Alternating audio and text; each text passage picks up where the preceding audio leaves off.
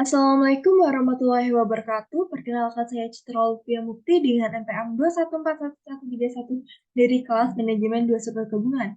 Hari ini kita akan membahas tentang materi akuntansi pertanggungjawaban sosial. Apa itu akuntansi pertanggungjawaban sosial? Akuntansi pertanggungjawaban sosial merupakan penerapan akuntansi dalam ilmu sosial. Ini menyangkut peraturan, pengukuran analisis, dan pengungkapan pengaruh kegiatan ekonomi dan sosial dari kegiatan yang bersifat mikro dan makro pada kegiatan pemerintah maupun perusahaan. Selanjutnya, tujuan akuntansi pertanggungjawaban sosial. Menurut amatan yang dikutip oleh Usmensyah 1988 menyatakan ada 3 tujuan akuntansi pertanggungjawaban, yaitu mengidentifikasi dan mengukur sumbangan sosial neto periodik dari suatu perusahaan. Kemudian yang kedua, membantu menentukan praktik dan strategi perusahaan secara langsung mempengaruhi sumber daya. Dan yang ketiga, yaitu menyediakan cara yang optimal bagi semua kelompok sosial. Selanjutnya, prinsip-prinsip akuntansi pertanggungjawaban sosial. Yang pertama yaitu ada transparansi, memastikan bahwa laporan SAA jujur dan transparan. Kemudian yang kedua, relevansi. Informasi yang dilaporkan harus relevan bagi pemangku kepentingan. Kemudian yang ketiga, akurasi. Menggunakan data yang akurat dan metode pengukuran yang tepat. Dan yang keempat, yaitu ada konsistensi, melaporkan dampak sosial, ekonomi, dan lingkungan secara konsisten dari tahun ke tahun. Kemudian, manfaat pelaksanaan CSR. Menurut Business Social Responsibility atau BSR, berikut ini adalah manfaat yang dapat diperoleh perusahaan dengan adanya tanggung jawab sosial perusahaan atau CSR. Yang pertama yaitu mengurangi biaya operasional atau reduce operation cost dengan berinvestasi dalam praktik bisnis yang lebih berkelanjutan dan efisien. Perusahaan dapat mengurangi biaya operasional seperti penggunaan energi, limbah, dan sumber daya alat yang pada gilirannya dapat mengurangi biaya produksi dan pengoperasian. Kemudian yang kedua yaitu ada meningkatkan kinerja keuangan atau improve financial perform. Praktik CSR yang baik dapat memberikan manfaat finansial jangka panjang seperti peningkatan laba bersih, peningkatan pangsa pasar, dan peningkatan nilai merek. Kemudian yang ketiga ada meningkatkan citra dan reputasi merek atau enhance brand image and reputation. Dengan berpartisipasi dalam CSR yang positif, perusahaan dapat membangun citra dan reputasi yang baik di mata konsumen, investor, dan masyarakat. Kemudian yang keempat ada meningkatkan penjualan dan loyalitas pelanggan. Yang kelima, meningkatkan produktivitas dan kualitas. Perusahaan yang peduli terhadap kesejahteraan karyawan dan lingkungan kerja yang aman cenderung memiliki karyawan yang lebih produktif dan dapat menghasilkan produk atau layanan dengan kualitas yang lebih tinggi. Kemudian yang selanjutnya yaitu meningkatkan kemampuan untuk menarik dan mempertahankan karyawan. Perusahaan yang memiliki komitmen terhadap tanggung jawab sosial seringkali lebih menarik bagi calon karyawan yang mencari lingkungan kerja yang etis dan berkelanjutan. Dan yang ketujuh ada mengurangi pengawasan regulasi atau reduce regulation oversight. Dalam beberapa kasus, penerapan CSR yang kuat dapat membantu perusahaan mengurangi tekanan regulasi.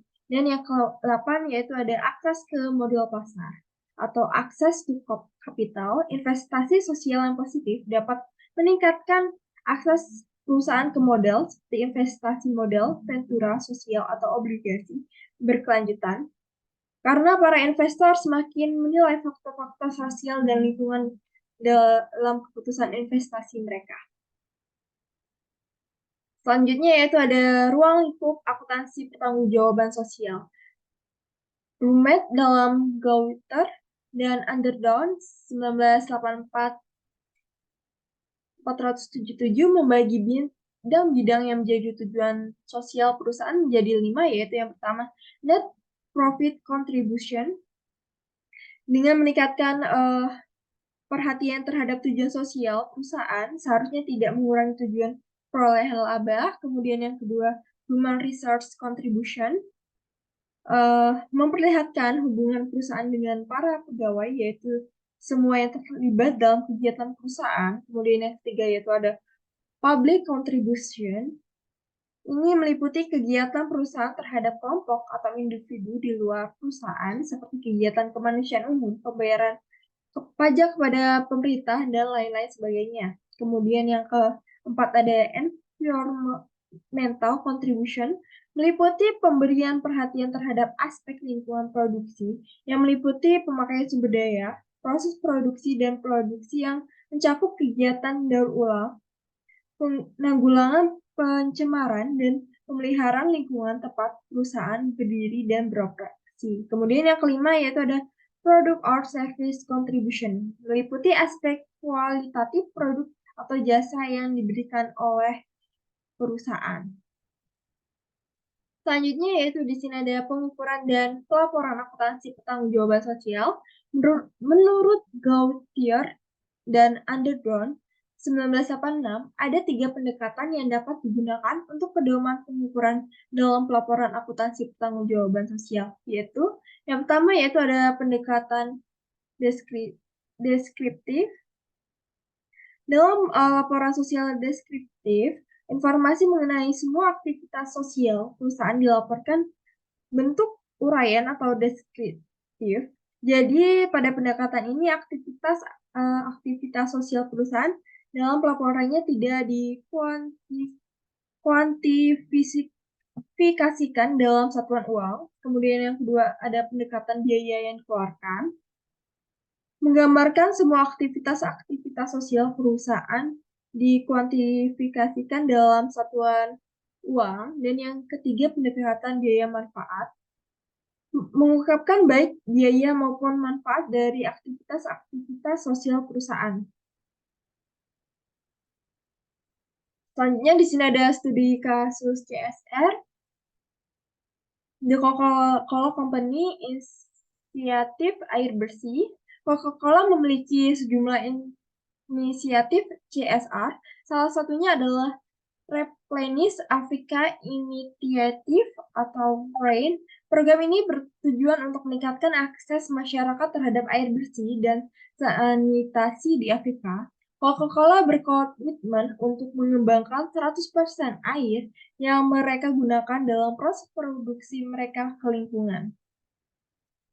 Selanjutnya ada metode pengukuran CSR. Yang pertama ada Opportunity Cost Approach. Di sini atau penilaian pengganti. Jika nilai dari suatu tidak dapat langsung ditentukan, maka kita dapat mengestimasikan dengan nilai suatu pengganti, yaitu sesuatu yang kira-kira mempunyai kegunaannya sama dengan yang diukur. Kemudian yang kedua, teknik survei.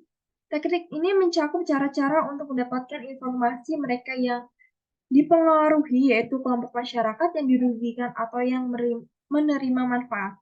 Pengumpulan informasi yang paling mudah adalah dengan bertanya langsung kepada anggota kelompok masyarakat yang ada. Kemudian yang ketiga, hubungan kerugian.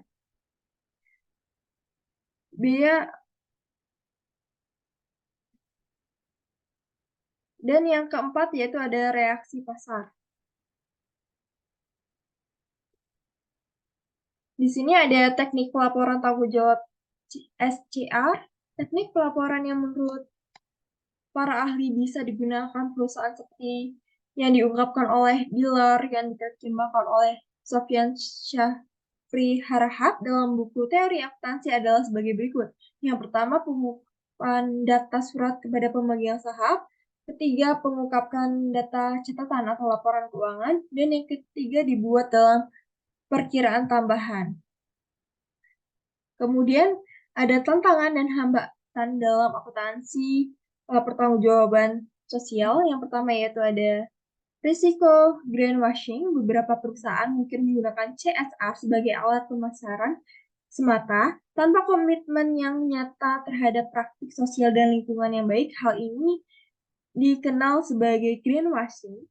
yang dapat merusak citra perusahaan dan mengecewakan pemangku kepentingan. Kemudian yang kedua, biaya tambahan. Implementasi program CSR seringkali memerlukan investasi keuangan dan sumber daya yang signifikan. Perusahaan mungkin harus mengalokasikan anggaran tambahan untuk inisiatif CSR yang dapat mengurangi keuntungan atau menambah biaya operasional. Yang ketiga yaitu ada kepentingan konflik. Kadang-kadang kepentingan CSR perusahaan dapat bertentangan dengan kepentingan finansial dan komersial perusahaan. Dan yang keempat yaitu ada pertanggungjawaban yang kompleks. Menjalankan inisiatif CSR yang efektif memerlukan pengukuran dan pelaporan yang cermat, yang dapat menjadi tugas yang rumit dan memakan waktu. Kemudian yang kelima ada kebutuhan pengelolaan yang kuat. Perusahaan perlu memiliki manajemen CSR yang kuat untuk mengordinasikan dan mengawasi inisiatif CSR. Ini melibatkan biaya dan sumber daya tambahan dan memerlukan komitmen yang berkelanjutan. Kemudian yang keenam ada kesulitan dalam pengukuran dampak. Mengukur dampak konkret dari inisiatif CSR bisa sulit. Hal ini membuat sulit untuk menilai secara objektif apakah program CSR telah berhasil mencapai tujuan atau tidak. Dan yang ketujuh yaitu ada resistensi internal. Karyawan dan manajer mungkin merasa bahwa upaya CSR memerlukan waktu dan upaya tambahan yang mengganggu operasi harian. Resistensi internal dapat mengurangi efektivitas inisiatif CSR. Kemudian yang ke-8 ada ketidakpastian lingkungan. Faktor lingkungan dan sosial yang berubah dengan cepat seperti perubahan regulasi, perubahan preferensi konsumen atau peristiwa lingkungan yang tidak terduga dapat mempengaruhi hasil dari inisiatif CSR. Kemudian yang ke-9 ada tidak selalu berdampak positif. Meskipun tujuan CSR adalah memberikan dampak positif pada masyarakat dan lingkungan, ada situasi di mana inisiatif CSR dapat berdampak negatif. Misalnya upaya untuk mengurangi biaya produksi dengan memotong biaya tenaga kerja dan dapat merugikan pekerja. Dan yang ke-10 ada kekhawatiran tentang kemerosotan kinerja keuangan. Beberapa pemangku kepentingan seperti pemegang saham mungkin khawatir bahwa fokus terlalu besar pada CSR dapat mengurangi kinerja keuangan perusahaan. Penting untuk diingat bahwa kelemahan-kelemahan ini tidak bermaksud untuk menadakan pentingnya CSR, tetapi untuk menggarisbawahi bahwa perusahaan harus mempertimbangkan dengan cermat bagaimana mereka mendekati CSR dan mengelola dampaknya agar menghindari masalah yang mungkin timbul.